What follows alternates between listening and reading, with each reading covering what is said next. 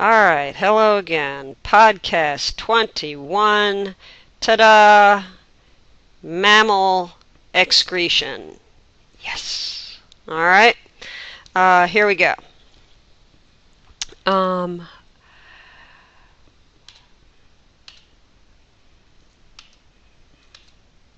Let me click past. All right. If you don't get this by now, let's try. Okay? Because it's important. Water balance and getting rid of waste go together like peanut butter and jelly. Okay? It's a common theme. If also another important theme, if you regulate the solutes, if the cells can regulate the solutes, then they can regulate where the water will go because the water is going to follow the solutes. Okay? Now, in mammals like you and me, your dog, your cat, there are four main processes used in our excretory systems. And remember, we're talking kidneys. Kidneys here. They are the excretory organs. They filter the blood. They clean the blood of the urea that was made from the ammonia that your cells made, and then that got converted to urea in your liver. So let's get this straight. Protein gets broken down. You eat protein. It gets broken down. Waste products, ammonia. Ammonia immediately converted to urea. Urea is made in the liver. The kidneys, which is where we are now, are going to filter out that nasty urea and get it out of the body, which is nasty but not as nasty as ammonia. Okay? So, the first thing then that has to happen is we have to filter the blood. Okay? So, if we straightened out the fundamental part of your kidney that does this, it's a highly coiled tube, but we're going to straighten it out. So filtration is occurring in the first part of the tube. Okay, this red represents a capillary. So in here we're really worried about filtering the stuff out of the blood. Okay. Now, once we get the filtrate out, sometimes there's, in fact all the time, there's good stuff in that filtrate that we're like, wait, I don't want to lose that. So we have to reclaim it. So reabsorption is the part of the excretory process where we're going to reclaim and put back into the blood some stuff we didn't really want to get rid of. Okay? Now, secretion is where we are going to pump certain things that we don't want out and get rid of them. So we're forcibly doing that. Okay. And then excretion is where we get that final concentrated urine and release it from the body. Okay. Now, let's look at some basic anatomy for mammals. This is a human, of course, but most mammals look essentially like this. Okay, this is the human torso, hips. Okay, right here, it's very faint. So this is the lower back. We are looking at this from like you're looking at someone's back, and what you see are, well, actually, no, this is looking at it as though it is from the front, but these would be plastered against the person's back. So we are looking through their belly, but we would have had to remove the stomach and the intestines and all kinds of stuff so that we could actually see these organs, because they would be underneath them and plastered against the person's back. Here is a kidney. Here is a kidney. You can see major blood vessels going into the kidneys. That's very important because the blood has to get into the kidneys so that it can be cleaned. Also, coming out of the kidneys, each kidney has a tube coming out, these kind of white-looking tubes. Those are carrying the urine that has been filtered out of the blood. The concentrated urine is carried out of these organs. These are called ureters. Okay, here and there. And they carry that urine to the bladder, right here. and it's stored there until it is convenient for us to get rid of it, in which case it runs out of the urethra and out of the body. That little skinny tube is called the urethra. Okay? So, kidney there. This is the aorta, the major main blood vessel in the body, and that's the major vein in the body, but those go into and out of, respectively, into and out of the kidneys. Okay, well, I'll try to explain more about that in a second. The ureters are labeled, the bladder is labeled, the urethra is labeled. Okay, now you'll notice that there is the adrenal glands. These are glands that sit right on top. They're hormonal glands, and we'll talk about those after a while, but they sit right on top of the kidneys. All right, now if we were to cut the kidney long ways, so we're cutting the bean long ways, we would see a cross section that looks something like that. Okay, let me get all my labels back here. All right, and we see the artery coming and bringing blood that might need cleaning into the kidney, and the vein that will be taking blood that has been cleaned back out of the kidney. Okay, so that's the blood flow. And so we've got this long section, but we can't really see any detail. Now this is detail of the kidney, highly magnified. These white tubes represent the main fundamental unit of the kidney, and that is the functional unit of the nephron. Please note the neph root in that word. Neph, dealing with excretion. Okay? The nephron is the fundamental unit of the kidney. It's made up of cells, like any other body structure, but these are little units, but made of many, many cells, and they do the functioning work of the kidney. Okay? Now, yeah, this is showing you actually some cells that line the walls of the nephron, epithelial cells, but just showing you that we can go even smaller than the nephron if we want to.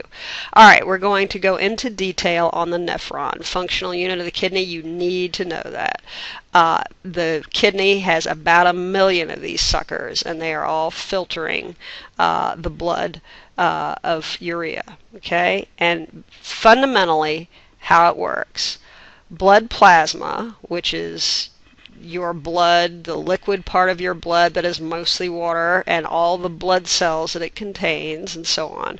Your blood is brought into the nephron, okay, and the blood in the artery, remember this red thing is an artery, is at high pressure. It is coming from the heart. It is a high pressure. It's been pumped by the heart going through these tiny tubes. And because it is high pressure, when it gets into these little balls and the little blood vessels in these balls, the blood pressure pushes the solutes and some water and some other stuff through the walls of the capillary. So it is forcing the fluids and their solutes. The pressure is forcing it through the capillary walls themselves. It's as though I could push stuff through the walls of the classroom. It's enough pressure to push it through the walls of the capillaries and out into the actual cup of the top of the beginning of the nephron. Okay? Then the trouble is, this is not a terribly selective process. The blood pressure is just pushing the liquids and solutes out of the capillaries, and the nephron is catching those fluids and solutes. But that process wasn't very selective. There was some good stuff that got out of the capillaries that we'd really like to keep. And so the rest of the job of the rest of this tube, which is still part of the nephron, is to try to say, hey, let's bring some of that good stuff back and put it back in the blood so it doesn't get away. All right? We don't want to pee out all the good stuff. So you'll notice that the nephron is very closely associated with all these capillaries that surround it. That should remind you of that earthworm scenario. This is lingering from that. Okay? All right, we will talk about the flow through the nephron in just a moment. All right, so let's look at a kind of smoothed out nephron so it's a little more clear to see. Here is the beginning and a very important part of the nephron called the Bowman's capsule, okay? And it's this round part of the nephron that surrounds this capillary ball. So here's the artery coming in, delivering the blood into these capillaries. Then, from Bowman's capsule, we have a short region of skinnier part of the nephron called the proximal tubule. It's called proximal means near, so this is the part that's nearest the Bowman's capsule. Okay. Now, down from the proximal tubule, we get a very long hairpin turn. Okay, this long hair, and it's much longer than is indicated in this drawing. They shortened it to make it easier for us to deal with. This is called the loop of Henle, after the guy who found it. Obviously, Bowman is after the guy who found that part of the thing. And this part of the loop of Henle is called the descending loop as we flow down, and then this part over here is called the ascending loop because that's the part where the fluids will be coming back up the nephron. Okay? Now, the distal tubule is this part. That's kind of where we flatten out again. So this is the distal tubule. And then finally we have a collecting duct. And this is the last part of the nephron before this will join up and drop all of its filtrate into the ureter to be carried to the bladder. So this is essentially the last stop in the kidney before we're out of the kidney into the ureter and on to the bladder. Okay, now, so filtration. Let's go into some detail. We've already talked about it, but filtration. This is the part where the blood pressure is going to force the blood into the capillaries, and it's going to force the liquid part of the blood and solutes out of the capillary walls and into this Bowman's capsule, this thing that's going to catch the fluid and the solutes. Now, the name for this net of capillaries here is called the glomerulus, one of the more difficult to say words that we'll learn. Glomerulus is the ball of capillaries. Okay. Blood pressure pushes the solutes and water out. Please know it is not pushing out blood cells. If someone sees red blood in their urine, blood cells are getting forced out of the capillary walls, and that means you must have some very high pressure or something else going on. And that would require medical attention. You're not supposed to see actual blood cells. Those stay in the capillaries, but the water and the solutes can get forced out. Okay? And as this indicates here, if you have really high blood pressure, that can damage your kidneys, which is one of many reasons why high blood pressure is a scary, dangerous thing. Okay, so the Bowman's capsule then is going to catch the water and the solutes, the filtrate from the blood, and it is going to deliver it into the proximal tubule. Okay, all right. So let's talk about what gets filtered out of the blood. Water, sugars. We don't want to lose sugar, generally speaking. We want to keep sugar, so that's probably not a good thing to lose. Neither is water, for that matter. Salts, ions. Sometimes we can lose some of those, sometimes we'd rather not. Urea. That one's the one we really want to get rid of. The rest of these, maybe, but these two, probably not. We don't want to get rid of those. We need those. Okay? Now, what is not filtered out are the blood cells. and major important proteins, various enzymes and things like that, immune system proteins and stuff that we'll talk about later. So there are some things that are not filtered out and some things that are, but the one thing we for sure want filtered out is this one. The rest of the stuff up here, we are going to make some efforts to reclaim. Okay, so let's look at a more diagrammatic view here. The proximal tubule right here, this is showing you what this part, this whole tube is going to act to reclaim things from that filtrate that the body needs. This part of the tube, the proximal part of the tubule, is going to reclaim salt, and we can see that being reclaimed right there. It is going to do that, as the red arrows indicate, by active transport. Energy will be required. We are going to have to pump the salt out against a concentration gradient here. Water will be reclaimed by passive transport, so it must be flowing with its concentration gradient in this part of the kidney. Glucose will be reclaimed. That's under nutrients up here, so nutrients, and that's actively pushed out as well. Bicarbonate, that's an important buffer in the blood. That's going to be reclaimed by passive transport.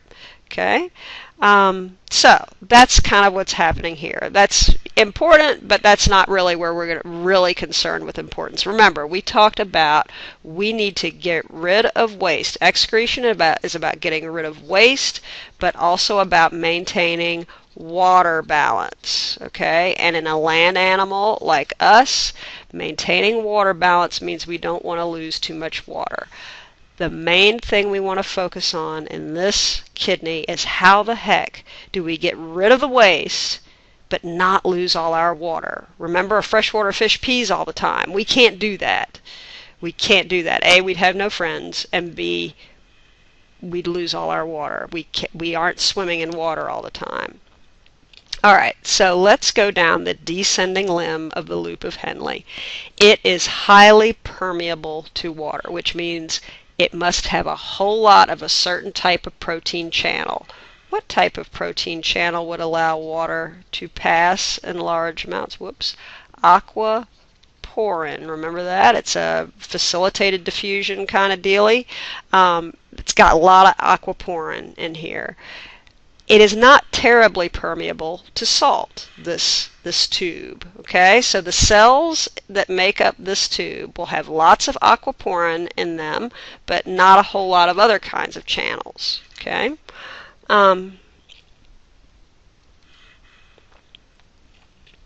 Now, what will happen is that in this tissue there is a fair amount of salt, and we'll talk about why in a bit. But there's a lot of salt in the surrounding kidney tissue. Salt, salt, salt.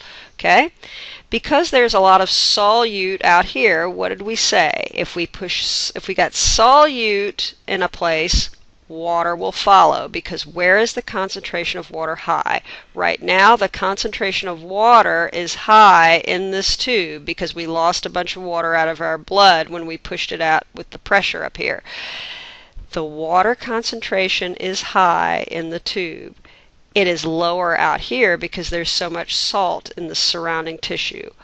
Water will flow with really no effort from the cells here, just through those channels of aquaporin, out into the surrounding tissue, and it will be reclaimed. If you'll remember, this tube is not just in a vacuum. It's surrounded by capillaries. Capillaries will pick up the water that goes out by way of osmosis here, and it will pick up that water and carry it back into the body. So we are following our concentration gradient, which is what the purple arrow means. This is passive transport. This is high to low concentration of water, following our concentration gradient. Okay? Now, but as we lose water, we're losing water out of here. Well, gosh, what's happening to the solution of the stuff as it goes through the tube? It's getting less watery and more salty and whatever else might be left in there. So what's going to happen, because we've lost so much water by the time we get to the hairpin turn, we're actually going to start passively losing salt. Okay? So let me not get ahead of myself. The bottom line is that the descending loop is for reclaiming water out of that filtrate. And note that structure does fit function here. This long hairpin turn is here for a reason. We are giving ourselves lots of tube space to reclaim as much water as possible. Okay? Alright, so water's high in the tube up there, low outside the tube up here, and we are going to, allow water to be reclaimed. Alright, now we're going up the ascending loop now. What happened here is that salt concentrations got very high. In fact, it got so salty in this tube, because we lost all our water over here, almost all of it, that we got a really high salt concentration. So high, in fact, that salt was in higher concentration here than it was out in the tissue. And remember, we had a lot of salt out here. So the salt just started flowing out of the tube because it was in such high concentration. That's part of the reason why it's so salty out here. Okay, is because we're drawing salt out of the tube over here. Okay, and remember, there's bunches of nephrons. It's not just this one. There's nephrons over here, so there's going to be salt in this area from other nephrons and so on. Okay, now salt is diffusing out of the ascending limb. Diffusing, no energy required. Now, when the fluid moves up here, though, we lost a bunch of salt. So now our solution's not as salty, but we still want to get some salt out, so we're going to actively pump it now. This is going to pump salt using ATP, using energy. So again, we're keeping salt out in this tissue. Again, why do we want to keep salt out here? Because we want to reclaim our water over on this side, and the positioning of the solute allows us to reclaim the water, because this will now allow the water to flow from where it is in high concentration to where it is in relatively low concentration, because the solute is so high out there. Alright, so we're forcibly pumping salt out of the tube now into from the ascending loop into the surrounding tissue. Okay, now bottom line, in this part of the tube, the ascending loop, we are reclaiming salt. And that is what is going to maintain this high osmotic concentration of salt out here so that we can continue to reclaim our water from the descending loop of Henle. Now, that brings us over to our solution is now reached the distal tubule, and you can see we're going to actively transport some stuff out. We're going to transport some stuff in. Water is going to flow out of its own accord. Okay, up here, diffusion. So there's some stuff happening up there, but that's not the really important part that you understand is this part here. So understand the distal tube is actively doing stuff, but the focus is of the loop of Henle. Now, once we are past the distal tube, we are into the collecting duct. Remember, this is the last stop before the ureter. Okay, we're going to make one last ditch effort to get salt out. As you can see, the red arrow means we're going to actively pump whatever remaining salt we can possibly get out of here. We're going to get it out and get it into the kidney tissue. So again, we've got this salty tissue, and the water will flow over here because this tissue is so salty. Also, interestingly, not only are we reclaiming salt, but we're reclaiming what? Urea? Yes, we are going to even reclaim urea. A small amount is going to stay in the kidney, again, to build up the solute concentration out here so that what can we get out a little bit more of before we leave the kidney, that concentration of solute is going to be so high out here that we're going to squeeze out this last little bit of water that we can, and whatever water we can't squeeze out is going to go out with the bulk of the urea and give us get rid of it. We're going to get rid of that as urine, okay? And that's the excretion, nice yellow arrow, concentrated urine with as little water as possible passing to the bladder, which has an impermeable lining so that we're not going to absorb any of that stuff back into our body. Okay? So, basically, the goal of the kidney is to reabsorb as much good stuff and focus on the water here as possible so we don't pee out all of our water. We're land animals. We can't afford to do that. The way we do it is we keep tight osmotic control so that we can do as little of this by active transport and as much of it by passive transport as possible. Why do we want to avoid active transport? Because that's expensive. That costs energy. Passive transport. Look at all the passive transport of water. Doesn't require any energy. How are we achieving that? Because we're using active transport to keep up a concentration gradient out here. Okay, so